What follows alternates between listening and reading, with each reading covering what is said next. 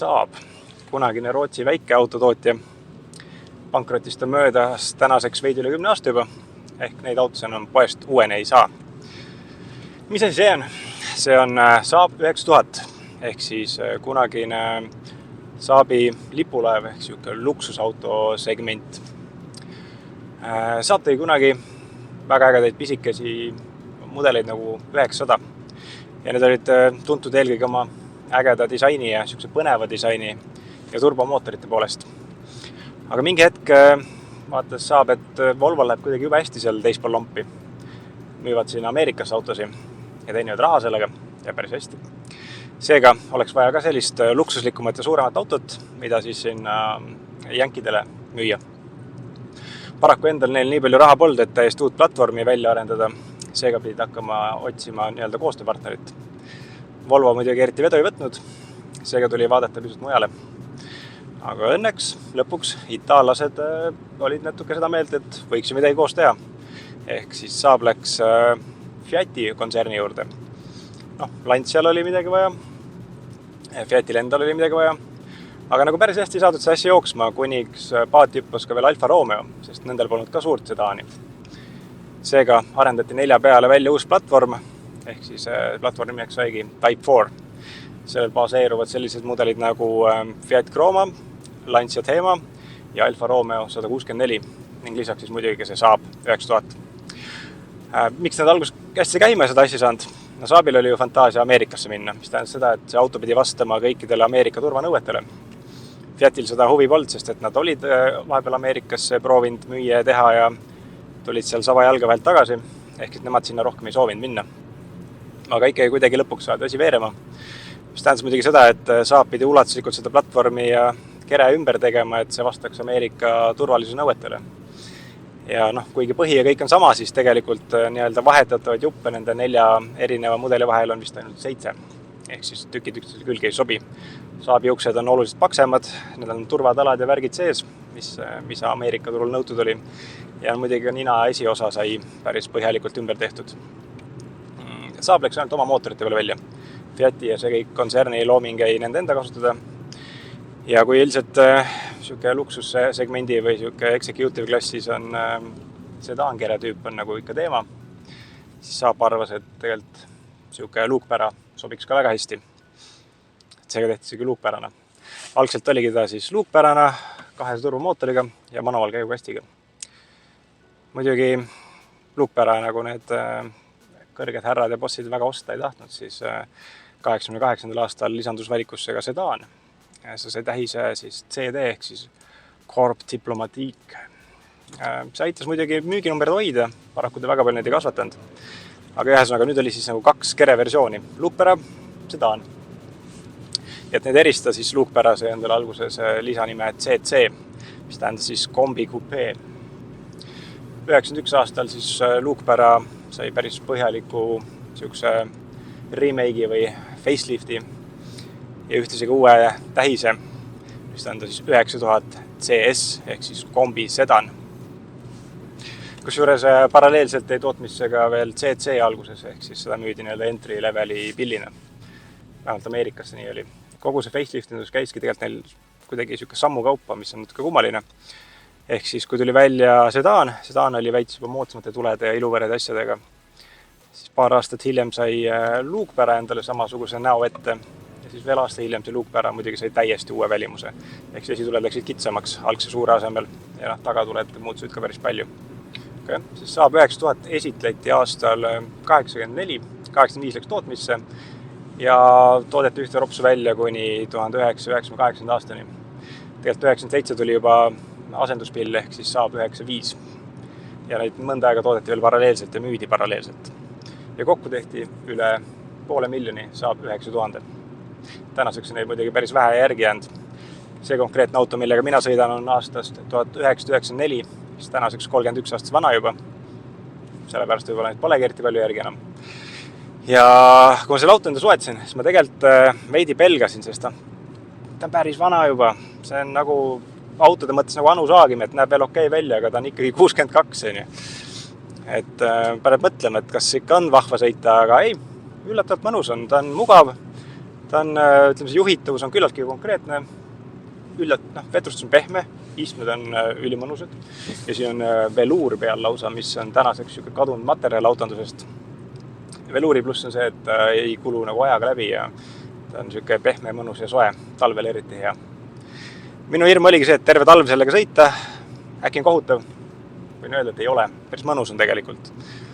Et see kahene vabalt hingav rida 4 on siin üpris kergas, 96 kilovatti, see teeb siis 130 hobujõudu, 177 newtonit, pöördemomenti muidugi natuke vähe võitu, aga saab hakkama.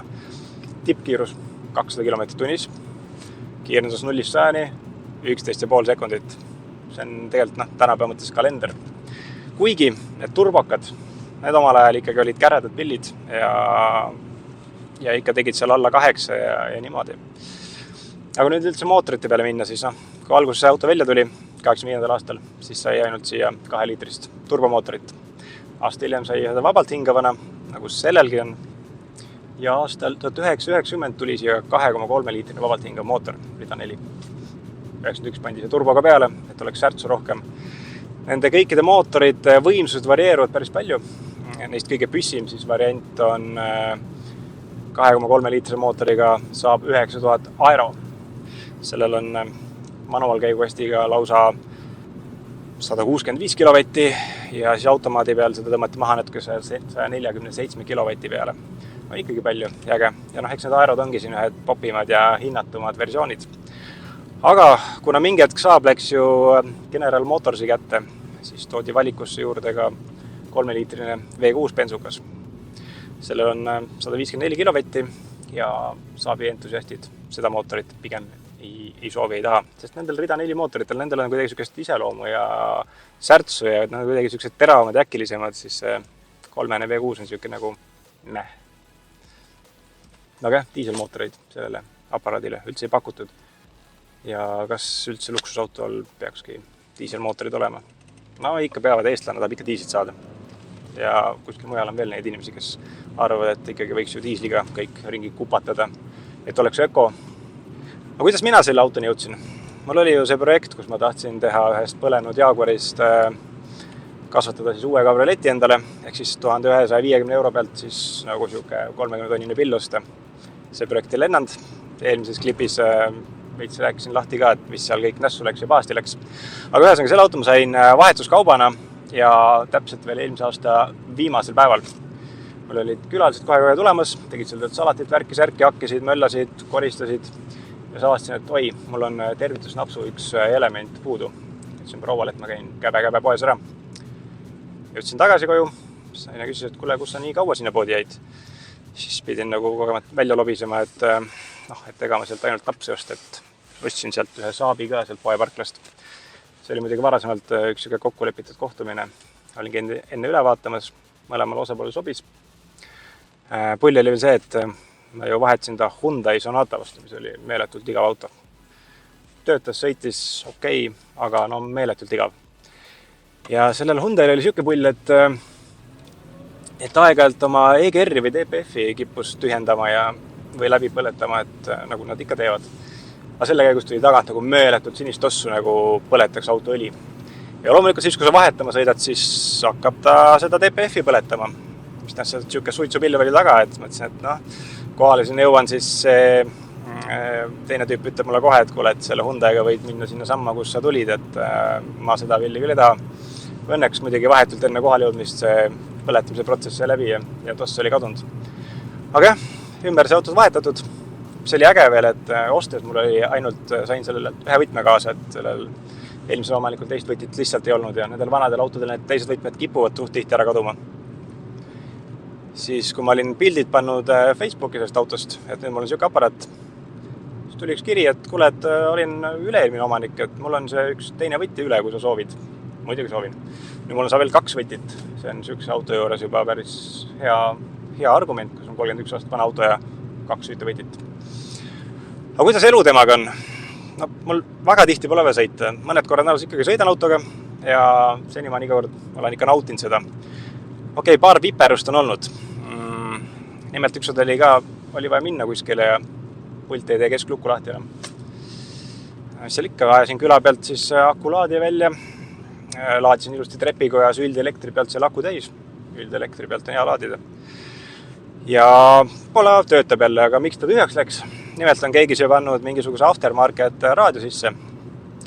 Ja ilmselgelt ei ole see päris korrektselt ühendatud, et nii kui see paneel on ees, siis ta voolu tarbib. Ja tõi mul 4-5 päevaks ette ilusti, et tõmbaski aku kotti. Nii et peale laadimist enam probleemi pole olnud.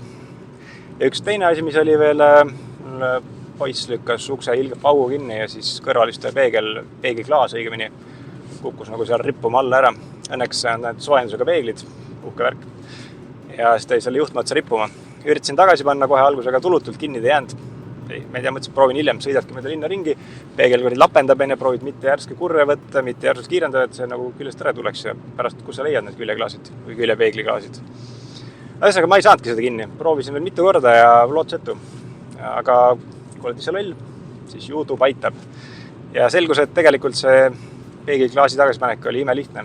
Seal on üks ümmargune plastikrõngas. Täpselt sättima selle peegli sinna pesasse ja siis korpus all on väike auk ja sealt kruvikeerega keerad selle plastikrõnga õigest asendisse ja peegel on tagasi. Et tegelikult see pull võttis 10 sekundit aega ja oli kõik korras jälle. Mis taga plaanid on? Tahtsin natuke siin värvitööd proovida, mõned kriimud peita, midagi veel sättida teha. Aga mis sa teed? Siin täna on üle pika ilus ilm, aga ülejäänud aeg on olnud siin just lõppes vist 13. nädalat novembrit, nii et siuke hall, vihmane, vastik.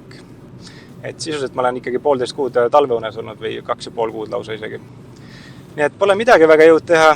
Töötab, sõidab. Tegelikult peaks pildid tegema ja turgu panema, sest et kuigi see on väga kihvt auto, siis 100 on ikkagi vaja jõuda lõpuks ja see on nüüd siis 61. auto, nii et siis minna veel on. Okei, saab 9000.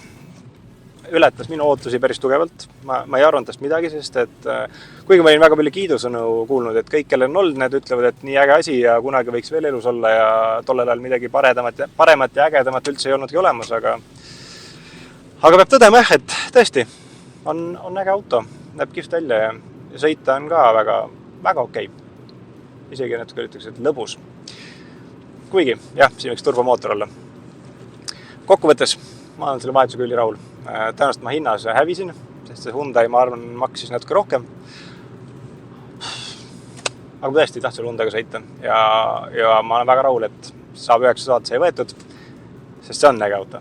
Ta on kihvt sõita, näeb kihvt välja. Aga vaata, mis ta sedasi saab, et kas sellel autol nagu turgu ka pärast on.